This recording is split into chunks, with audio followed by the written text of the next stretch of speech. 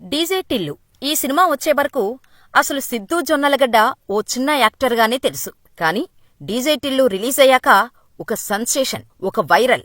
అప్పటివరకు సైలెంట్ మూవీస్తో పలకరించిన కుర్రాడేనా అనిపించేలా యాక్ట్ చేసి అందరినీ స్టన్నయ్యేలా చేశాడు. డీజే టిల్లు ఒకెత్తైతే టిల్లు స్క్వేర్ మరొకెత్తు. వీటన్నిటిని మించేలా జాకు ఉంటుందని చెబుతున్నాడు సిద్ధూ. అయితే ఇప్పుడీ సినిమా కంటే Siddhu Jonnalagadda lip kiss photo తెగ వైరల్ అవుతోంది. కానీ అందులో ఉన్నది అమ్మాయి కాదు, ఓ డైరెక్టర్ అబ్బాయిని లిప్ కిస్ పెడితే తప్పేంటి? ఉల్టా సిద్ధూ క్వశ్చన్ చేస్తుండటంతో అందరికీ ఓ డౌట్ వస్తుంది. మరి నిజంగా సిద్ధూ గేనా?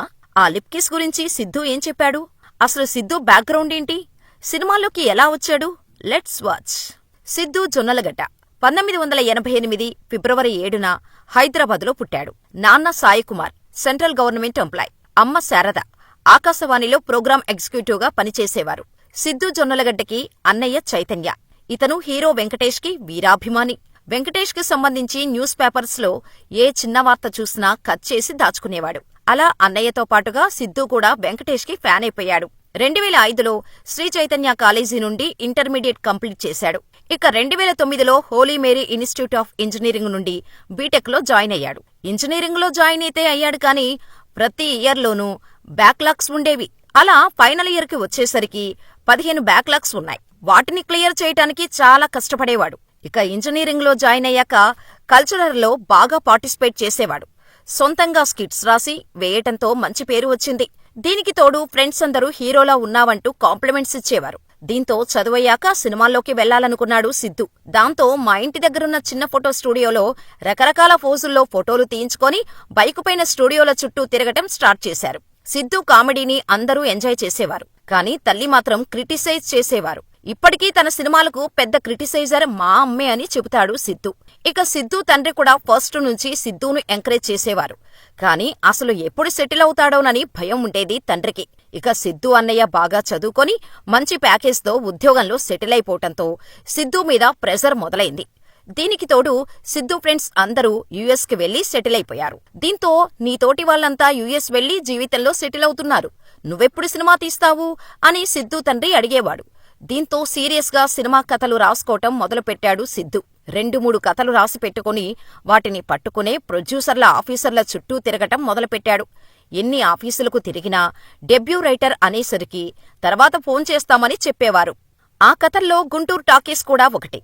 అయితే ప్రొడ్యూసర్స్ ఎవరూ ముందుకు రాకపోవటంతో సొంత కథలను పక్కన పెట్టేసి యాక్టింగ్ వైపు వెళ్లాడు సిద్ధూ. అలా జోష్, ఆరెంజ్ మూవీస్లో చిన్న చిన్న క్యారెక్టర్స్లో కనిపించాడు. ఆ తర్వాత ప్రవీణ్ సత్తారు డైరెక్టర్గా లైఫ్ బిఫోర్ వెడ్డింగ్ మూవీతో హీరోగా మారాడు సిద్ధూ. ఆ తర్వాత శివబాలాజీతో కలిసి జగమే మాయ సినిమాలో యాక్ట్ చేశాడు. కానీ ఆ సినిమా కొన్ని కారణాల వల్ల ఆగిపోయింది.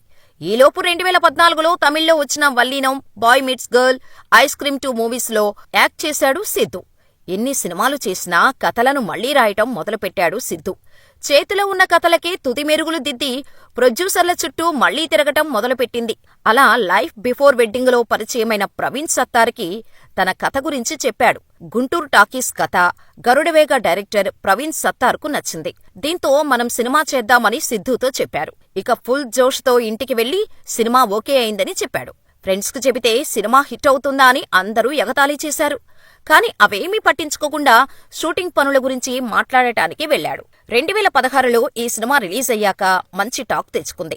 ఈ సినిమా రిలీజ్ అయ్యాక హీరోగా ఛాన్సులు వస్తాయని అనుకున్నాడు. గుంటూరు టాకీస్ విడుదలయ్యాక సినిమా కొత్తగా ఉంది, హీరో కూడా బాగా చేశాడు అనే పేరు రావటంతో నేను హీరో అయిపోయానని ఇంటర్వ్యూ చేయటానికి వరుస కడతారని తెగ సంబరపడిపోయా. కానీ అవేవీ జరగలేదు.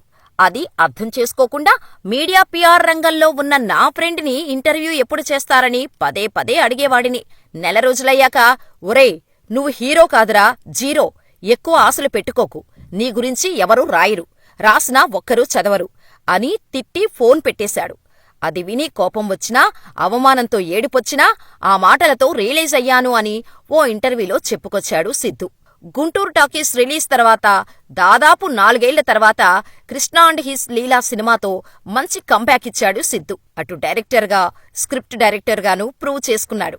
ఈలోపు కరోనా రావటంతో పెద్ద దెబ్బ తగిలింది.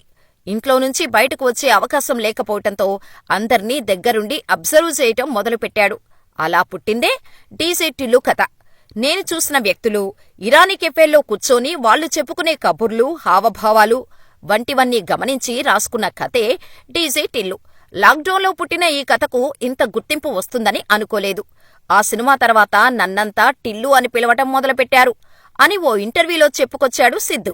అయితే సిద్ధు జొన్నలగడ్డ హీరోగా నటించిన romantic drama Krishna and his Leela రీసెంట్గా మళ్లీ థియేటర్లో రిలీజ్ అయింది.